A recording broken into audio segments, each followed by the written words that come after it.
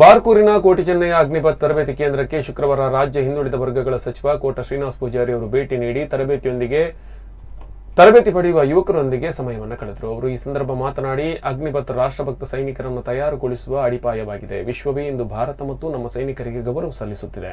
Ukraine ಯುದ್ಧ ಭೂಮಿಯಲ್ಲಿ ಸಾವಿನ ಭಯದಲ್ಲಿದ್ದ ನಮ್ಮ ವಿದ್ಯಾರ್ಥಿಗಳು ಭಾರತ ಧ್ವಜ ಹಿಡಿದುಕೊಂಡು ಭಾರತಕ್ಕೆ ಬರುವಾಗ ರಷ್ಯಾ ಸೈನಿಕರು ಯುದ್ಧ ನಿಲ್ಲಿಸಿ ಗೌರವ ಸಲ್ಲಿಸಿದರು. ದೇಶಕ್ಕಾಗಿ ಬದುಕನ್ನು ಸಮರ್ಪಿಸುವ ನಿಮಗೆ ಸರ್ಕಾರ ಮತ್ತು ನಮ್ಮ ಇಲಾಖೆ ತರಬೇತಿಯನ್ನು ನೀಡುತ್ತಿದೆ ಎಂದರು.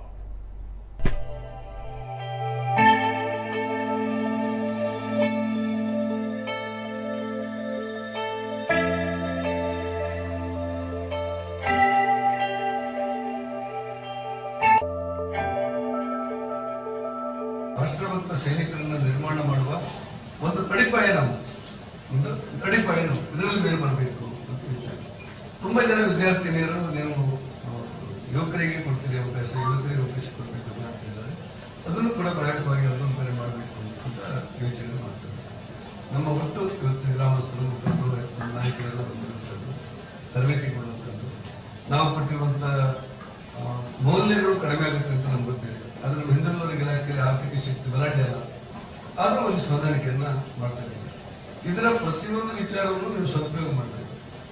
ನಾನು ಈ ದೇಶಕ್ಕೋಸ್ಕರ, ನನ್ನ ನಾಡಿಗೋಸ್ಕರ, ನನ್ನ ದೇಶಕ್ಕೋಸ್ಕರ ನಾನು ನನ್ನ ಬದುಕನ್ನು ಸಮರ್ಪಿಸುತ್ತೇನೆ ಅನ್ನೋದು ಮಾತ್ರ ಸೈನಿಕ ಸೇರಲಿಕ್ಕೆ ಸಾಧ್ಯ. ಸೈನಿಕ ಸೇರಲಿಕ್ಕೆ ಸಾಧ್ಯ ಅಂತ ಹೇಳಿದ್ರೆ, ನನ್ನ ದೇಶಕ್ಕೋಸ್ಕರ ನಾನು ನನ್ನ ಬದುಕನ್ನು ಸಮರ್ಪಣೆ ಮಾಡ್ತೇನೆ ಅನ್ನೋವರಿಗೆ ಈ ಸೈನಿಕ ಸೇರಲಿಕ್ಕೆ ಹೆಚ್ಚು ಅವಕಾಶಗಳು, ಹೆಚ್ಚು ಆಸಕ್ತಿ. ಅದನ್ನ ಹಿಂದಿಟ್ಕೊಂಡು ನೀವು ವ್ಯಕ್ತಿ ಮಾಡಬೇಕು ಅಂತ ನಿರ್ಬಂಧ. ಇಡೀ ದೇಶ ಇವತ್ತು ಭಾರತದ ಬಗ್ಗೆ ಅತ್ಯಂತ ಗೌರವಾದ ಹೊಂದಿದೆ.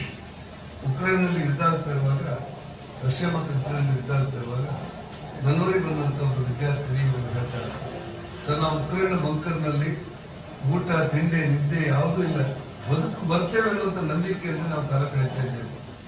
ಆದ್ರೆ ಒಂದು ಭಾರತದಿಂದ ಆದೇಶ ಬಂತು, ನೀವೆಲ್ಲ ಬರಬೇಕು ಹೊರಗೆ, 18,000 ಜನ ಇದ್ದೀರಿ, ಬರುವಾಗ ಭಾರತದ ಧ್ವಜವನ್ನು ಹಿಡ್ಕೊಂಡು ಬರಬೇಕು, ತ್ರಿವರ್ಣದಲ್ಲಿ ಹಿಡ್ಕೊಂಡು ಬರಬೇಕು ಅಂತ ಹೇಳಿದ್ರು. ಜೀವನದಲ್ಲಿ ಹೇಗೂ ಆಸೆ ಬಿಟ್ಟಿದ್ದೇವೆ ನಾವು. ಒಂದ್ಸತಿ ತ್ರಿವರ್ಣದಲ್ಲಿ ಹಿಡ್ಕೊಂಡು ಹೋಗುವಂತ ನಾವು ಹೊರಗೆ ಬಂದ್ರೆ